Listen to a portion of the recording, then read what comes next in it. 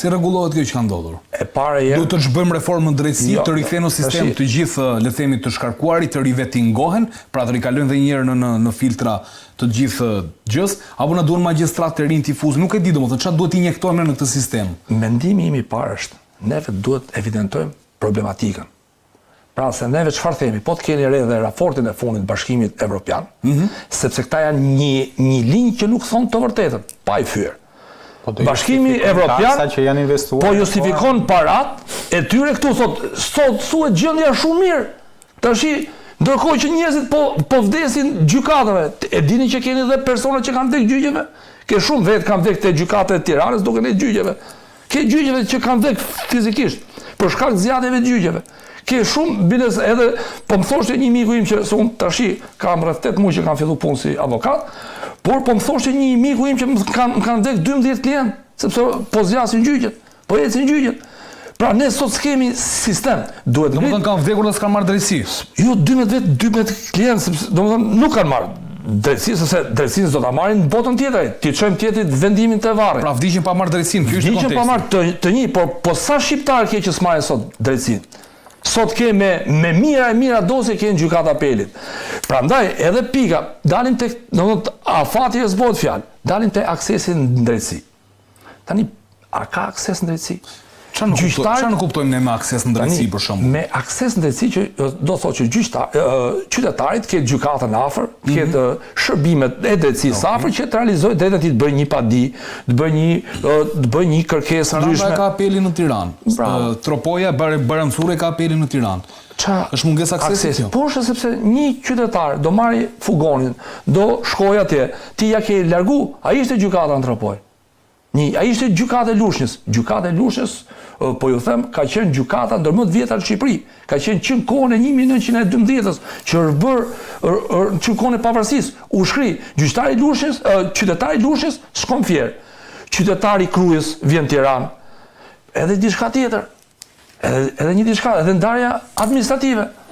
Shkon qytetari i Kuçit Vlorës, Vlora shkon bo pa din Lushnjë. S'ka bo vakinë herë. Pa shkon nga Vlora shkojnë Lushnjë. Ndërkohë që në çdo kohë, edhe në kohën e turkut, Vlora ka pasur organet e veta administrative dhe historike, pra këtu është dëmtu historia, por dhe praktikisht i ka humbë atit qytetarit aksesin dhe e fundit, gjykata e apelit, që ka ndodhur ngjarje. Janë gjithë gjyqet e gjithë Shqipërisë shkojnë në gjykata e apelit. Ka qenë godin në kohë të diktaturës, ka qenë për zjarfikse, që ka pas mbulu zonën 1, të kesh parasysh lagjet e vjetra të Tiranës, një lagja 1 dhe lagja 2, që ka qenë zjarfikse dhe lagjet. E përshtatur për gjykata apeli ka shku gjithë Shqipëria. Sot dosjet janë jashtë standardi dhe rrezikohet që dosjet e para edhe fizikisht s'ka ku mbajnë, rrezikohen për shkak të lagështirës të prishën, por ka prova, ka gjëra dhe ne do kemi konflikte tjera sociale. Do na zhduken pra dokumentat. Sepse qytetari, duke menduar që është gjykat, ka lënë dokumentat origjinale aty. Siç ndodhet dhe me rastin Shkomi, kush e ka marrë? Unë thotë i kom paraqit në gjykat. Prandaj neve kemi shkatruar sistemin e drejtësisë dhe duhet ndërhyrje direkte. Jo thonë ndërkombëtarët këtë e lujmë. Si do bëhet ndërhyrja? Më në qoftë se do ma japësh një moment të dytë për të që të vazhdoj dhe me ta vazhdoj pak edhe unë të kjo, se kam dhënë 2-3 argumente, se kur duhet kemi parasysh që ato raportet hartohen në Bruksel, po ato nuk e din fare që në Burrell nuk ka më gjykat fare. Tani çka ka ndodhur? Në moment që nisi heqja e gjykatave nga rrethet, nuk u mor përsipër risku që kishin disa rrethe të caktuar. Por ka disa rrethe që kanë probleme theksuara në raport me krimin organizuar. Është Mirdita për shembull. Është një zonë mjaft problematike edhe për shkak të disa hasmërive që ka. Është Tropoja që ka trefise që vazhdojnë aty mbi 20 zona e Malësisë Madhe që ka shumë probleme veçanërisht në raport me çështjen e kanabizimit apo me çështje që lidhen me hasmërinë. Është Kurbini, gjithashtu një zonë mjaft problematike në raport me këtë drejtim. Gjithashtu dhe në jug të vendit kemi Tepelenën mjaft problematike, veçanërisht sa i përket kultivimit kanabisit apo dhe zona të tjera shatra mes Lushnjës dhe Beratit. Pra nuk pati një studim të mirëfillt në këtë drejtim. Dhe kjo çfarë sjell? Kjo sjell rritjen e kostove për mira qytetar për të pasur akses. Tani në theth u bën një aksion. Me të drejtë shumë banorë që kanë pretendime për paligjshmërinë e aksionit do duhet zbresin deri në Shkodër. Nga Shkodra, kur çështja kaloi në apel do duhet vinë deri në Tiranë. Edhe unë ndaj bindjen e plot, nëse çështja ku ka ndodhur krimi do ishte gjykuar në gjykatën e Shkodrës, nuk do kishte ndodhur ajo vrasje. Pse? Për shkak se policia lokale, për shkak se punonësit lokal të gjykatave, duke ditur se sa sensitive dhe sa delikate janë disa çështje, duke ditur se sa problematike janë disa individ të caktuar që vinë nga fisë të caktuara që mund të kenë pasur probleme me persekutimin dhe se sa të ndjeshme do kishin marrë masa shtesë, ndërsa në Tiranë është çështje shumë burokratike. Nuk i kuptojnë ato ndarjet e thella që ka pasur për këtë çështje në Shkodër dhe kjo histori që ka zgjatur prej vitesh. Përtej kësaj, në 2013 ish ministri i Brendshëm Semir Tahiri dhe zoti Rama me një vendim, me një VKM të thjeshtë bën që siguria në gjykata të mos ishte më përgjegjësi direkte e policisë shtetit, por angazhuan më shumë dhe policinë private. Më pas Ilirian Guardkart ka ardhur me zotin Leshaj dhe më vonë. Por çfarë ndodh? Janë skandaloze letrat e KLG-s për shtimin e masave të sigurisë. Ne kemi parë që kur ka protesta, qoftë në Thuman apo qoftë në Dukat, ne kemi dyndje të madhe të forcave të policisë shtetit për shkuar për të çuar këto protesta. Ore, gjykata është institucion jetik për një vend. Në 97 nuk ka ndodhur vrasje gjykatësi, përkundrazi, ne në 97 mbaj mend historia e një gjykatësi nga Tropoja, mos gabohem, vjen keq që nuk po e mbaj mend emrin, që ka mbrojtur me automatik gjykatën e Sarandës, nuk ka lëvizur për të paktën 1 muaj nga zyra, ka mbrojtur me automatik gjykatën e Sarandës. Ne kemi pas prokurorë gjyqtar që kanë mbajtur armët dhe kanë mbrojtur vetë institucionet, dhe sot në 2025, kur flasim për integrimin, kur flasim për hapjen e kapitujve, vritet në mes të gjykatës, gjykatësi vetë pas dhënies vendimit, ndërkohë që masat e sigurisë janë dizastër. Ka qenë aq i madh numri telefonatave që kemi marrë përgjatë këtyre ditëve për konfliktet të çështjes pronësisë, saqë nuk e imagjinon dot. Aq i madh është mbledhja në raport me këtë se çfarë ka ndodhur me sistemin e drejtësisë, ne duhet kemi parasysh vakanca që krijoi vettingu përgjatë këtyre viteve andi, ka bërë që Shqipëria të ketë numrin më të vogël të prokurorëve dhe të gjyqtarëve me 1000 banor në raport, por kundër kësaj ne kemi problemin më të madh në rajon në raport me vrasjet, në raport me pastrimin e parave, në raport me konfliktet e pronësisë dhe në raport me konfliktet familjare. Më rinë diçka këtu. Tani, ne pam të gjithë së bashku me gjithë shikuesit një mbledh të papar, një lum komentesh që u derdhën në rrjetet sociale kundër drejtësisë, por që duke glorifikuar një lloj forme, duke stimuluar atë se çfarë bëri Elvis Shkambi duke vrarë gjyqtarin. Tani sigurisht unë besoj që nuk ishte tipikisht për gjyqtarin kjo. Të paktën nuk kështu e perceptoj. Dhe nuk do doja kurse si ishte për gjyqtarin, se s'mund të jenë ai lum komentesh me qindra mijëra komentesh kundër një gjyqtari që sa çështje mund të ketë shqyrtuar. Tani pse gjithë ky mbledh?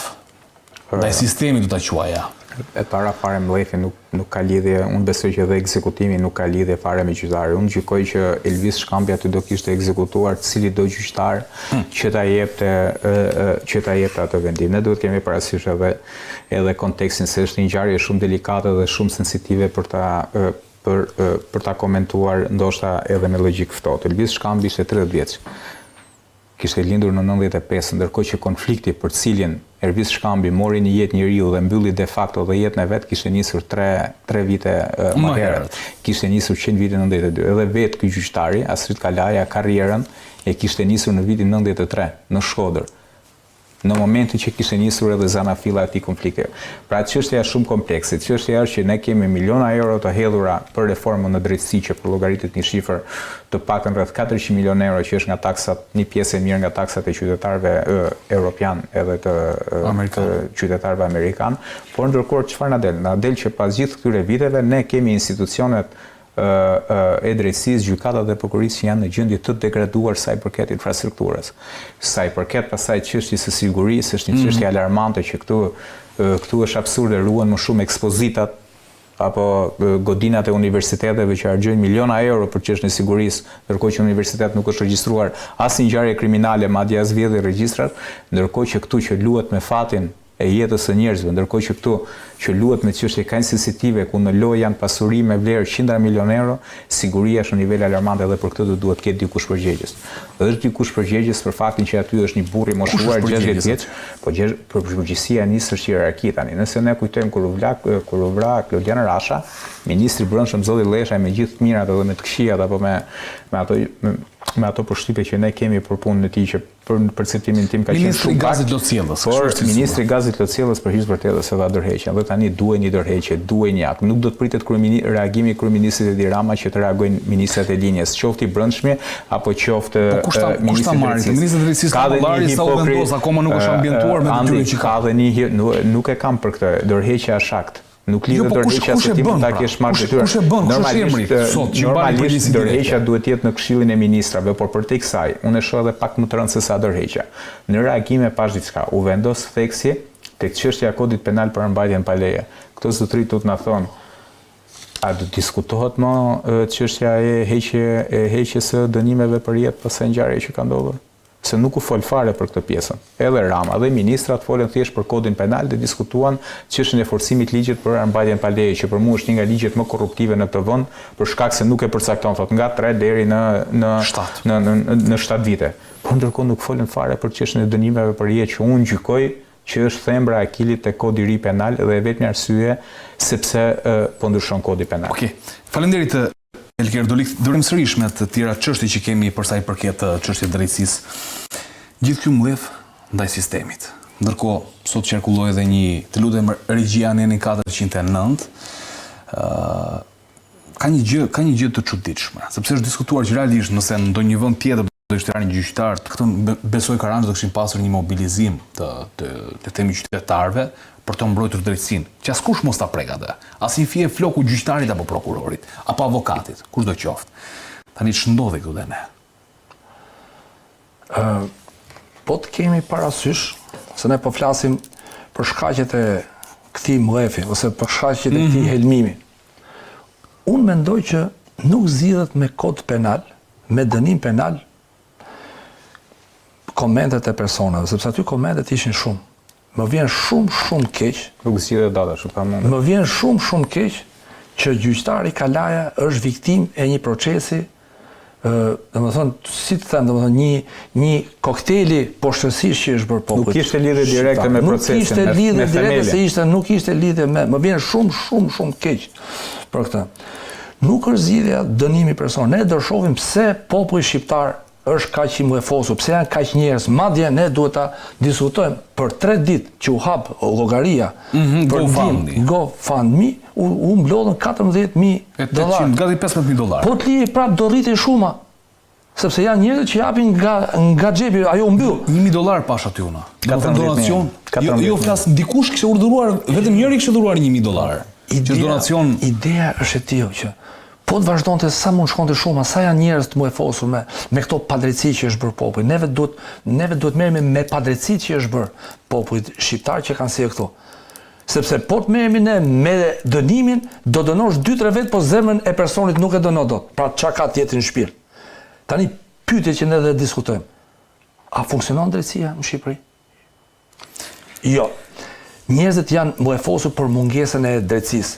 Njerëzit janë muefosur për mungesën e pronarit që të marri pronën e vet. Pra prona po shkon në dorën e gabuar. Po kalojnë vite dhe njerëzit s'po marrin drejtësi. Ne duhet të marrim masa para se ta dënojmë penalisht personin që ka lind një mendim që po mbron autorin ose personin tjerë, ne duhet të eliminojmë rrënjët e konfliktit që ka 35 vjet që ndodh në Shqipëri. T'ja shpjegojmë dhe qytetarëve nenin 409, sepse u në diskutim sot që ka një nen në kodin e ri penal, nuk e di në aktualisht se si dënohet kjo Karanxha, por çfarë thot neni 409, mbështetja e kryerjes së një krimi. Pika 1. Mbështetja e autorit krimit për veprën që ka kryer duke lartësuar publikisht veprimin e tij mbështetur nëpërmjet justifikimit të veprimit dhe paraqitur atë si të dobishëm, si zgjidhje e pranueshme e situatës, apo përdosja, mospërfillja, anashkalimi i rendit juridik, apo të drejtave themelore të viktimës të prekur nga krimi i kryer, dënohet me burgim nga 1 deri në 4 vjet. Pika 2. Nëse mbështetja bëhet nëpërmjet mjeteve të komunikimit masiv të çfarëdo lloji, dënimi rritet deri në 1/3 e tij. Dhe pika 3. Nëse mbështetja sipas paragrafit të parë të këtij neni bëhet për gjatë kohës kur krimi është duke u kryer dhe ajo ka ndikuar tek autori për vazhdimin drejt përfundimit të saj, mbështetja është në rolin e bashkëpunëtorit për krahas në kryerjen e krimit që ka mbështetur. Në këtë rast krimet e kryera nuk konkurrojnë me njëra tjetrën. Tani unë jo më kot e paraqita këtë nen sepse dua të dal tek fakti se si politika tashmë vrasjen e gjyqtarit Astrid Kalaja a mundet ta shfrytëzoj, ndoshta për të pasur ndikim dhe kontroll më të madh tek ndoshta tek qytetarët, tek komunikimi masiv, tek liria e shprehjes dhe tek drejtësia. Është ky momenti që këta njerëzit e kanë parashikuar që kanë vendosur edhe këtë nen për kraj autorit krimit, jo pikërisht për Astrid Kalaja, ndoshta për raste shumë të ngjashme, por për të pasur kontrolle. Problemi sot ne siç e diskutojmë, sepse është siç thash edhe raportet e ndërkombëtarëve paraqisin reformën në drejtësi si arritje. Pra. Paraqisin si arritje dhe ecjen para luftën ndaj korrupsionit e gjitha. Ndërkohë që realiteti, thash edhe më parë, është krejt ndryshe. Dhe kjo dënimi penal i një personi që është mjeti i fundit juridiko penal, pra është mjeti i fundit dënimi penal. Neve duhet marrim masat të heqim problemet që kemi në popullin tonë. Dënimi është gjë tjetër. Tani, është parashiku apo jo, këtë nuk mund ta them. Por po them këtë tjetër. Ne kemi problem pronash në Shqipëri? Kjo është pyetja. Kemi problem qytetari, a mundet brenda një afati të arsyeshëm të realizojë drejtën e tij të shkelur? Jo. Pra, kush e ka bërë këtë punë? E kemi dhurat nga fondacioni Soros. Dhe më vjen keq, sepse Sorosi, që ka bërë këtë problematikë në Shqipëri, ka përdorur dhe taksat e taksapaguesve të Shteteve Bashkuara të Amerikës.